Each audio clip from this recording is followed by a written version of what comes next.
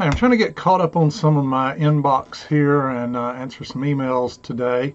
And I came across this one and I really liked it. It says, first off, thanks for being a shining beacon in the vintage audio community. Made me stand up proud. I try to contribute, try to do my part here. Any rate, he goes on to say, and I'll just paraphrase this. He found a Fisher 800B in pretty much pristine condition, just the way it came from the factory. All the original tubes, never been soldered on, never been worked on, beautiful piece. And then what he's struggling with here is basically, do I leave it that way as a time capsule of the way this thing would have been all original? Or do I go in and do the things to it to kind of get it up to speed for being able to listen to? And he's struggling a little bit here, it says, with what to do there, and he wanted my opinion. So, you know what opinions are. Take it for what it's worth. I'll give you my thoughts. All right, here's my opinion. I've collected my entire life, lots of different things, and I've been around collectors my entire life. There are a few exceptions where restorations will really bring the value of something down. Comic books are a great example of that. Don't even think about restoring an original comic book. It will be worth less than the day before you restored it. Vintage audio gear, though, that's one where I just don't see leaving it sitting on a shelf. Even though it's all the way, exactly the way it came from the factory, I don't see the collectors valuing that more than a pristine unit that looks beautiful, hasn't been beat up, but yet has been restored so that it can be listened to without worry. That's where the premium value comes these days. I see it with Macintosh gear, Fisher gear, Scott gear, whatever, Marantz, you name it. You can find a factory one, and then you can find one that looks like that factory one that's been restored, and you may get 2x out of the restored units. So I think that's your route to go. I would take somewhat of a minimalist approach to it, though. I definitely would replace the coupling caps in it. I would go from there then and replace some of the power supply caps if they need it. There's some bias caps in the Fishers I would definitely replace, and then I would set the bias on the unit and and test the tubes. Replace any of the tubes that might need replacing. By the way, those Fisher Mark tubes are Telefunkens. They're amazing tubes, and many of them, especially the small signal ones, are likely to be perfectly fine and not need replacing. If you happen to come across one that needs replacing, don't be afraid to just jump online on eBay or somewhere and find you another Fisher labeled Telefunken and put it in its spot, and then you're kind of preserving the original look of it. Those things, they're a little pricey, but they're not impossible to find. Matter of fact, I had a buddy of mine come over a week or two ago, and he had stripped some unit, I'm not sure what, but he had 8 Telefunkens, West German, beautifully labeled, all the lettering on them.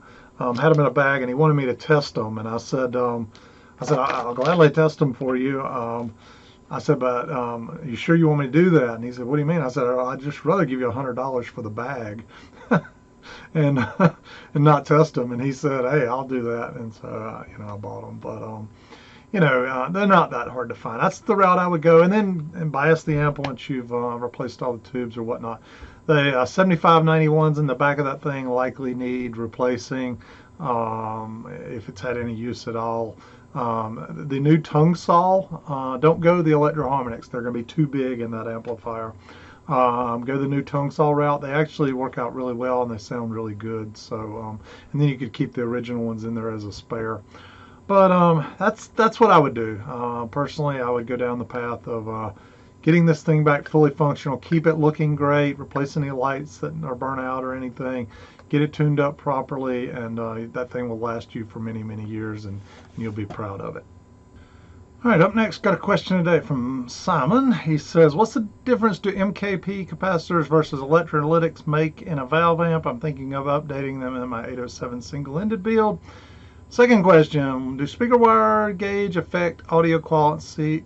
I increased the gauge on my 807 single-ended and I think I'm getting better bass response, but I may just be imagining it. I have 4-ohm output transformer and 4-ohm speakers connected. All right, so this first one, the MKP capacitors. So the bottom line is you're saying, you know, why use a big poly cap versus an electrolytic in the power supply? And there's a couple advantages. One, the polycaps are likely to dry out over time like the electrolytics will. And the polycaps, it's subjective, man. I'm just going to be flat out honest with you. Some people will say they sound better. Other people will say they don't. And so I'm struggling to come up with any real electrical. You might have a lower ESR in those, something in that nature. The electrolytics, it may not hold up as well to heat. I'm trying to come up with some technical things here, but there's people that just believe the polycaps in a power supply seem to do a better job. But they're big. They get big. They get much bigger than electrolytic for the same job. So you know, take that for what it's worth. There's probably some better technical answers out there. That's just what I know. Second one, does speaker wire affect audio quality? So yes, the larger the speaker wire you have will help out. Here's what it is, okay? The bottom line is any piece of wire that you have has resistance to it. It's just the nature of any material. It has some built-in resistance. Fortunately, copper's resistance value is pretty low, okay? So the longer your piece of wire between the speaker and the amplifier, the more resistance you will have between your kind of amplifier and the load it's trying to drive. And so that starts to play in with your 4 ohms that your load has out there. All of a sudden you got 2 loads, the load of your wire and the load of your speaker out there. So making a bigger wire, okay, reduces the resistance involved, and thus you have less secondary load there being used. So if you're running your speakers 6 feet, I don't think, you know, unless you're using some teeny little 22 or 24 gauge wire, I don't know if going with big wires is going to really make a huge difference. But if you're running these speaker wires 25, 30 feet, something like that, maybe even 15, 20 feet, yeah, the bigger wires start to lower the resistance, helps the overall efficiency of the amplifier, and yeah, it can make a difference. And yes, typically where you see it at is in your bass response. So you may not be imagining it. There's also the clothes hanger thing. I think I've talked to you guys about this before.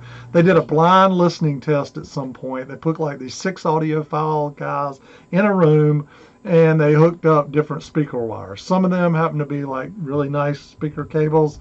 The others, they used plain old coat hanger that they stretched out, okay? And these audiophiles couldn't tell the difference. So I think there's a minimal point you can get to where if your wire's too small or your run's too long, then yeah, you start to create that secondary load I was talking about and kind of degrade your sound a little bit. But in 90% of most cases, some good quality wire that's not going to corrode, of decent gauge, you know, 10, 12, something like that, 14 gauge, you'll be fine unless you're going long distances. So those are my thoughts on those questions. All right, up next, I got a question from a guy, looks like just up the road here from me in Winston-Salem. He says he's basically taking the plunge in the vintage audio club gear. Hey, Dan, reach out to me on email. I need to get you hooked up with our little breakfast club that meets from time to time, typically in Clemens. Get you plugged in with that group as well. Anyway, he goes on to say, you know, he's watched some of my videos. He's ready to recap a 2250B. But he's saying, my main question, where do you buy these capacitors? What brand should I buy? Also, I see you have bags of them. Realize you buy in bulk, but I have no clue on where or what kind or what size to even buy. Okay, bottom line, do not go to eBay. Unless you're really smart with what you're buying on eBay, you can easily get burned. A lot of fake stuff on eBay. There's also a lot of capacitors that may be 30 years old that people are selling as new.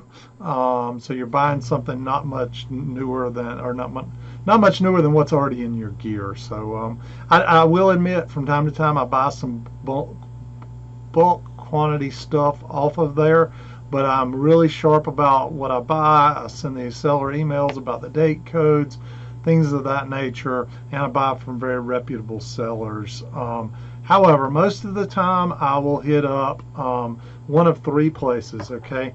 Mauser, which is probably where I buy the majority of my stuff from. Just go on there, find some good brand name capacitors. Panasonic's a good name. The Nikon stuff's a good name. There's others, but the Panasonic stuff. I buy from DigiKey. I've got accounts with both and buy a good bit from both of those. And what I do is when I restore an amp and it says, hey, one capacitor here that fits your needs is going to be $1.49, right? But then I look over and it says, but if you buy a quantity of 10, they're $1.09, so 40 cents cheaper. What I do is I'll go ahead and buy 10 or 20 of them, and then that way I've got them there, and the next time I need them, I've got some spares. The third place I buy stuff from is Antique Electronics Supply, tubes and more. If you're doing more tube gear stuff, I would steer you towards them. They sell a lot of the multi-section electrolytic capacitors and a lot of point-to-point axial capacitors. But if you're doing a 2250B and you're doing radial stuff, capacitors, you're going to probably want to grab this stuff off of Mauser or DigiKey. Feel free to make a bomb, build the materials that you're putting together. Put some part numbers out there if you shoot it to me. If you're not in a huge hurry, I'll look over it and see if it looks right for you. But that's where I would go and how I would go about it. All right, I got this question in my inbox on October 27th, and I'm just now getting around to reading it, actually. But holy cow, this is exciting. Guy sent me a note here, Tom Johnson. Looks like there's new software for the Analog 2, actually from the people at Analog Discovery, Diligent, to measure frequency versus THD. And they've got an example out here. Would love if you could check it out, or do you think the QA401 is still the way to go? Maybe a comparison of both with your 8903. I learned a lot from your videos. Have my egg core iron ready for the kegger build. Yes. All right, thanks for everything. Hey, Tom, this is great news. I downloaded the software, I started installing it, and then I thought, oh, there could go a week or two. And I forced myself to shut it down. I've got to finish this single-ended KT88 amp first. I will pick this up sometime over the holidays and look at this software. But right now, I'm just going to title this little section here, Maybe There Is Hope for the Analog Discovery 2. I did some reading of the notes, and it looks a little bit promising. So I'll let you know my thoughts. Stay tuned. All right, here we go. Patrick, and I'm not even going to attempt the last name because I will butcher it up really bad. But hey, Mark, I was wondering how I can start my own. I think translation got him a little bit here. But it's supposed to be restoration and repair business. I am 18 and have a solid background about electronics. I think the audio business should not become extinct. Thanks in advance, Patrick. Yes, without the C, and he's from Croatia. All right, here's the bottom line. Start doing it. Start going around buying up used gear. You don't want to practice on your first customers, okay? So you want to do this as a hobby while you got another job to fund some of what you're doing. Go out and start buying up some gear of your own and start restoring it, okay? Or talk to some of your friends, close friends that don't mind being your guinea pigs, and start restoring this stuff. And get good at it. Watch videos like mine, but there's really, you'll get some knowledge here, but really doing it is where you're going to get the experience. Buy some used gear, restore it, flip it, make money to buy more used gear, restore it, flip it, maybe work another job until you get good at this stuff. Then get you a storefront or something, a shop somewhere, and dive into it. I promise you, I don't know about the country you live in, but here you'd stay busy. You're not going to make a killing. I will tell you that right now. The amount of time it takes and what you make per hour here in the United States. I'll give you an example. If I quit my day job and I decided I was going to do this full time, and I didn't flip stuff on eBay or restore and flip, and I was just doing nothing but repairs, I think it's a business you could make $50,000 or so a year, maybe 60. There's only so much time in the day, and there's only so much you can charge customers. So, while you might make a decent living, you're never going to get rich doing this. But if you could live off of of something like that and pay all your bills and still be happy, enjoy what you're doing, heck, why the heck not? It's exactly what I plan to do in a few years when I retire. So I'd encourage you, if you got the mindset, you got the aptitude, you got the electrical background, it's just a matter of starting to do it. You can do it, and so can a lot of others out there. And I totally agree. I don't think this audio business is going anywhere. Music has been around since the beginning of time, and it's going to continue to be around for a long time. These are analog devices right here on the side of our head. This gear we're working with in a lot of cases is analog gear. And, you know, while I think gear has gotten better over the years, keeping some of this old stuff alive, why not? It's great gear. There's a lot of it out there. In a lot of cases, it's inexpensive. I'm with you. I think the business will be around many, many years beyond me. So I don't know. It's just my thoughts. All right, here we go. This is the last one for today. Hello, Mark. I'm an experienced woodworker and planning to build my own mid-century stereo cabinet. Woohoo! I am a big mid-century modern fan. I've been collecting some pieces for my new building, as a matter of fact. Have no turntable, amp, or speakers to put in this cabinet. I'm a beginner in the subject of audiophile. Do you have any suggestions or advice for hardware selection? My budget would be in the mid-range with the ability to upgrade later on. Thanks, Alan, Greenville, North Carolina. All right, a couple thoughts swirling through my head here. And one, fellow North Carolina, glad to meet you. Second off, man, woodworkers are tough to come by. I may have to talk to you offline about some stuff I'm needing done. I got some nice old Altec speakers I'm looking for somebody to do some veneer work on. So if anybody out there in the North Carolina area knows anyone that does really good veneer work, hit me up. Any rate, here's my opinion on it. I would go time period. So if you're trying to build something, mid 60s, early 60s, late 60s, or whatever, whatever style you're after there with the mid-century, I would definitely find a piece of gear from that same time frame. There's a lot of the consoles from that era came with stuff in it. Fisher made them. Scott made them, and so I would try to find a nice piece of gear that you could slide in there, vintage gear, get it restored, put it in there. That would be time period correct. Whether it's a nice Fisher comes to mind a whole lot here. Scott does too, H.H. Scott. And then turntable, I would probably would bump that one a little more modern, or I don't know, maybe go old school. But you can get something kind of modern that looks a little bit vintage there. At any rate, be glad to maybe chat with you on one of my drives home from work one day. If you want to shoot me an email back, we can try to sync up on this topic. But I love the concept here, man. This is one I'm gonna own up and being guilty.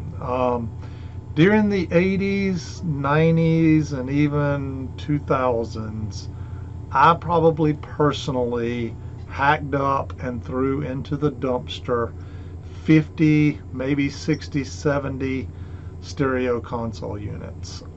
Pulling the amps out of them, stealing the tubes out of the front ends, the preamps, just chunking the rest of it literally into the dumpster.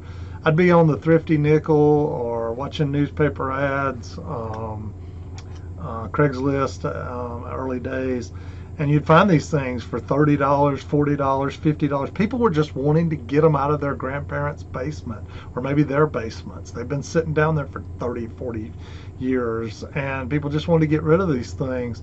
And so I was still in the amp side of them, doing console conversions. Nowadays, a complete unit with the turntable, everything, amazing. It's just, I just look back, some of that stuff I chunked away was beautiful mid-century modern stuff as well. So it makes me sick to this day to think about some of what I tossed out. But hindsight's always 20/20 there, and what was valuable then is, I didn't have the space to store 50 or 60 of these things. They're big. What was valuable back then or what's valuable now wasn't valuable back then. So, oh well. Thanks for watching, everybody. I'm going to start trying to do some more of these Ask Mark, answer these questions kind of like this. And hopefully you enjoy them. Let me know. Give me some thoughts down below. If I just ramble too damn much and take too long on these, tell me that too.